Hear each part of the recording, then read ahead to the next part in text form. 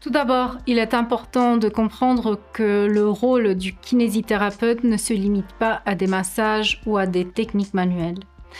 Le travail repose sur 3 domaines d'expertise. Les techniques manuelles pour soulager la douleur et améliorer la mobilité. Les exercices pour renforcer et rééduquer votre corps. Et l'éducation pour conseiller sur les bonnes pratiques et les adaptations de votre mode de vie. Ces 3 piliers permettent de réduire les douleurs, de renforcer physiquement et de vous guider dans la gestion de votre quotidien. Dans le cas des céphalées, la kinésithérapie est souvent une alternative efficace à la médication préventive, mais cela reste encore trop méconnu. Beaucoup de patients pensent que consulter un kinésithérapeute, c'est comme prendre un médicament, mais ce n'est pas si simple. La kinésithérapie est une profession, pas un traitement standardisé. Pour faire une analogie, c'est comme aller dans un restaurant italien. Cela ne vous dit pas si vous allez manger une pizza ou un plat gastronomique. De même, chaque kinésithérapeute a sa propre approche en fonction de son expérience et de ses compétences. Cette profession a beaucoup évolué ces dernières années. Des dogmes comme l'approche mécanique du corps ou les techniques de repositionnement articulaire ont été déconstruits. Aujourd'hui, les kinésithérapeutes s'appuient sur des recherches récentes, notamment pour traiter les migraines, les céphalées et les troubles de l'articulation temporomandibulaire. Pour traiter les céphalées, il y a 3 axes qui sont combinés. D'abord, les techniques manuelles pour soulager la douleur et détendre les tensions. Ensuite, l'éducation pour aider les patients à comprendre leurs conditions et à adapter leur mode de vie. Et dernièrement, les exercices pour renforcer les muscles et améliorer la mobilité.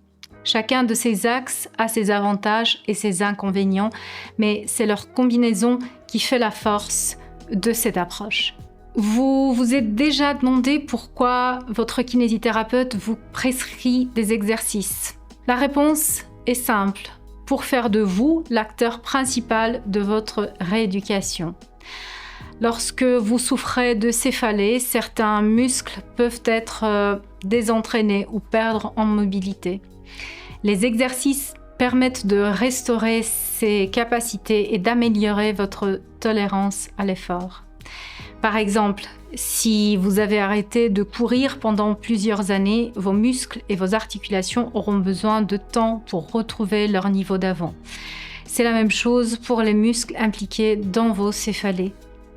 Votre kinésithérapeute identifiera les muscles faibles et vous proposera des exercices adaptés. Mais attention, les résultats ne sont pas immédiats. Il faut généralement 4 à 6 semaines pour observer des changements structurels.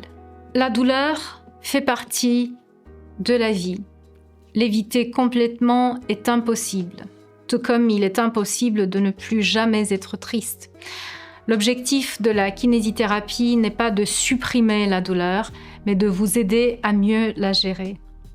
Prenons l'exemple d'une psychothérapie. Elle ne supprime pas la tristesse, mais elle vous aide à la gérer pour qu'elle ait moins d'impact sur votre vie. C'est la même philosophie en kinésithérapie. En suivant les conseils de votre kinésithérapeute et en étant patient, vous constaterez que vous pouvez progressivement vous passer de leur aide et gérer vos symptômes de manière autonome.